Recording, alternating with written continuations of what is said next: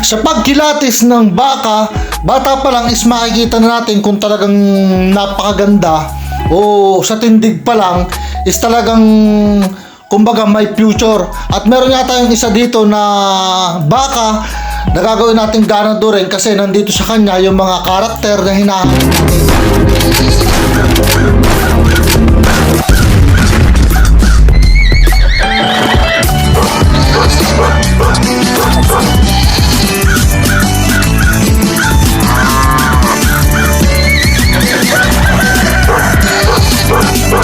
Yo! What's up mga idol? Magandang araw po sa inyong lahat. Sana nasa mabuti po kayong kalagayan sa mga oras na ito. Ito nga mga idol, pag-uusapan po natin kung paano po ba pumili na magandang ganado rin baka. Napakalaga po nito mga idol, lalo na kung halimbawa marami kang inahing baka na dapat meron ka rin isang makisig at matipunong ganador. Although uso na po yung AI, meron po kasi mga baka na hindi po natatambay ng AI, kaya napakaganda rin po talaga kung halimbawa marami kang inahin is meron ka po talagang isang ganador na baka.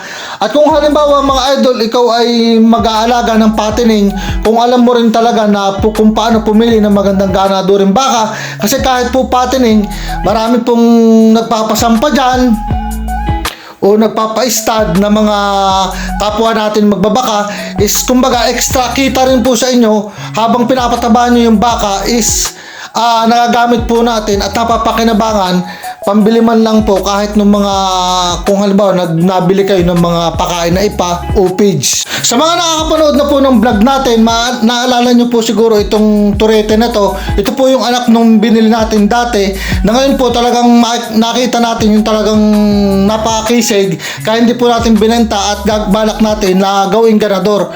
Makita nyo po yan, talagang napakaganda, napakakapal, malaki yung mga pata. Sa pagpili po ng ganador is katulad rin po ng kambing.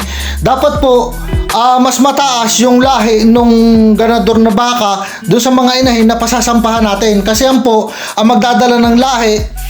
O kung halimbawa magpapaanak tayo ng magaganda at gusto natin magkaroon ng bakang magaganda, dapat yung sasampa pong inahin sa na ganador sa ating mga inahin is magandang klase po. At ito nga mga idol, sa pagpili po ng ganador, dapat pantay po yung bayag ng baka, malalaking bayag para malaki po yung similya. At mga idol, makikita nyo yung pinakatiti mga idol ng baka, dapat po hindi po yan lawit na lawit. Kasi pag halimbawa mga idol, pag lawit na lawit po yung pinakatiti ng baka, kalimitan po yan pag sumumpa is minsan sala o malalim pa mga idol. Kumbaga kailangan pang itama. At makikita nyo itong turete na to, halos ang edad po nito is 1 taon pa lang mahigit. Pero makikita nyo po talagang napakaganda.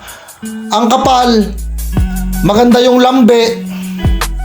At saka talagang mga idol, pinili natin to kasi nga po yung nanay nito napakaganda rin at saka yung tatay nito.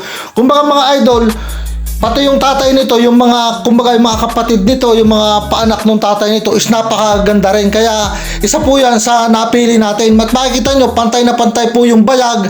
Ang laki ng bayag, napakabata pa po niyan. Isa lang nga lang natin mga idol yung bayag sa pagpili po ng ganado rin, kambing man o baka.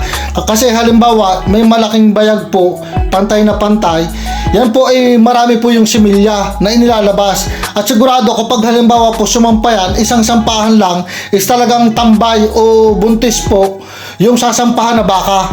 At makikita nyo rin mga idol sa baka, kung halimbawa pipili kayo ng ganador, napakaganda rin po na isa lang alang natin yung tindig ng baka. Bukod po sa physical na anyo ng baka, dapat alaman din natin mga idol yung genetics talaga o yung mga magulang pinagmula ng ating baka. At makikita nyo naman mga idol, itong inahin niya, napakagandang baka.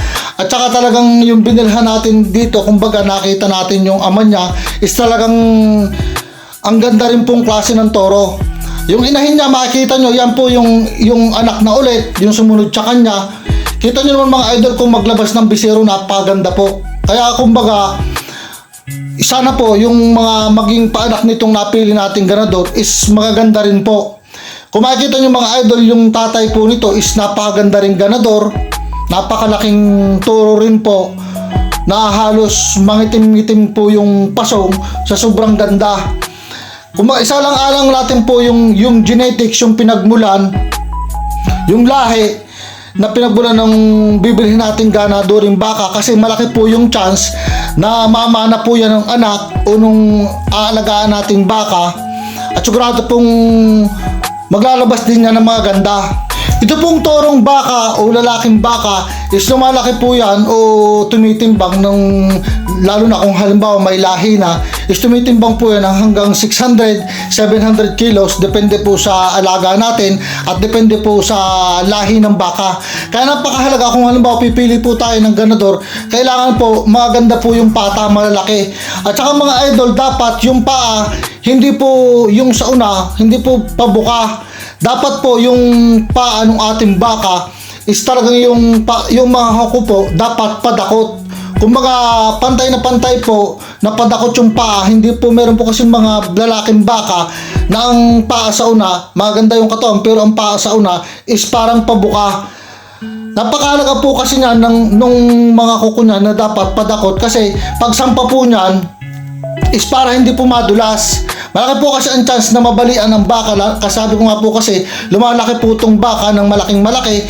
Kaya dapat yung pinaka-paa po sa una dapat parang padakot po, para pagsampa po is tindig po, kumbaga iwas dulas. Kasi madidisgrasya po ang baka natin kung halimbawa sumampa sa babaeng baka, lalo't malaking inahing baka, at nadulas. Sa laki po niyan is maaaring madisgrasya yung ating baka. Kaya pumili po tayo nung padakot po na paa sa una nung mga gagawin nating turong baka. Bali, ang plano natin dito mga idol is gagamitin po natin to sa edad na mga 20 months o 2 taon. At makikita nyo naman siguro nasa mga wala pa po itong 15 months, pero napakaganda na po ng tindig. Ang ganda po ng pinaka-titi niya, talagang hindi po lawit na lawit. Ito yung mga gusto natin sa ganador, na talagang pagsampa po nito is talagang pasok na pasok. Yung pasong niya, hindi natin siya ma-idol pinapataba talaga ng sobra, kasi gusto po natin na mailabas yung full potential talaga na nakaha niya, yung pinaka kaha ng baka natin, bago po natin yan i-condition kapag halimbawa malapit na po natin gamitin. Kapag kasi mga idol ginamit natin ng maaga sa pagkasta o laging pinabababa natin ang isang tureteng baka ng bata pa, minsan hindi na po nalaki, kumbaga napipigilan po yung paglaki. At yun po yung hindi po natin gustong mangyari. Kaya po gagamitin po natin to sa tamang edad na. Ilalabas muna po natin yung talagang pinaka buto niya, yung pinaka kaha ng buto niya, bago po natin gamitin para maganda. Makikita nyo naman mga idol, napaganda po nung sa lahi niya. Yan po yung sumunod sa kanyang anak nung inahin niya. Is talagang kita nyo, napaganda rin pong ng bisiro, babae po yan. At buntis na nga po ulit yung nanay niya. Kaya kumbaga ang ganda po na gawing palahian itong napili nating toro, kasi nga po maganda po yung pinanggalingan ng lahi niya. Ang gandang maglabas ng bisiro, tapos ang bilis pong maglandi.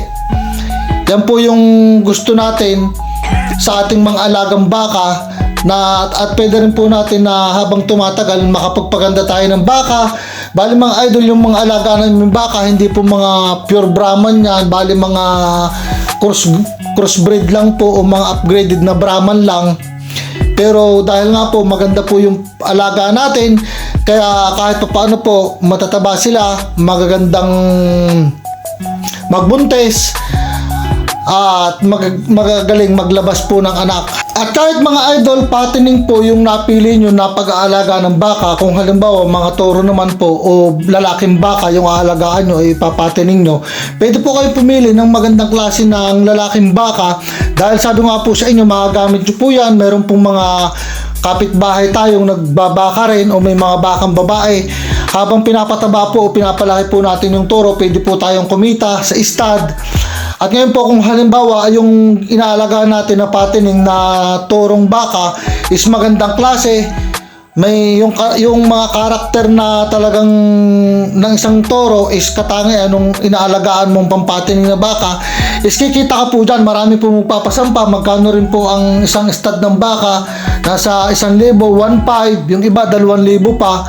Na malaking bagay mga idol, makakatulong po sa inyo, dagdag pong panggastos kung halimbawa patining po kayo at bumibili po kayo ng mga vitamins o mga nagpipage po kayo sa pag-aalaga ng baka, is malaking tulong mga idol. Sana makatulong sa inyo mga idol yung mga isinishare natin about sa pagpili ng ganado ring baka. At kung halimbawa napadaan ka po dito sa channel natin, paki-like na po, paki-comment at subscribe na rin po kayo. Malaking bagay po yan para sa akin. At shoutout nga pala kay Idol Clint Vlogs. Isa po yan sa masugid nating taga-suporta. Nagbablog din po yan. Suportahan po natin siya. Bali may nag-aalaga rin po siya ng mga baka at mga manok. Kay Idol Sernap, Idol Francis ng Dubai, isang OFW rin po, shoutout sa iyo Idol, mabuhay ka. Jewel Pitch ng South Korea, shoutout sa iyo Idol. Edgar Garcia ng Bulacan, shoutout sa iyo Idol. At kay Idol Jocelyn Lakang, OFW po ng Kuwait, shoutout sa iyo Idol. Leo Rizaldo ng Mindanao, shoutout sa iyo Idol. Kay Thomas Lansen, shoutout sa iyo Idol. Arnold Gutierrez, isa nating masugid na taga-suporta, shoutout sa iyo Idol. Kay Johannes Espinosa ng Qatar, shoutout sa iyo Idol. Ingat ka po lagi dyan. Kay Mr. Mark Chris, isa nating manonood dyan na talagang lagi nakasuporta sa atin, shoutout sa inyo mga idol. At sa mga gusto pong magpa-shoutout dyan, comment lang po kayo. At kung may mga tanong po kayo, mag-comment lang po kayo kung kaya po natin at may oras tayo, hindi tayo busy. Sasagutin po natin yan. Tuloy-tuloy lang tayo mga idol. Happy farming po. Please like, comment, and share!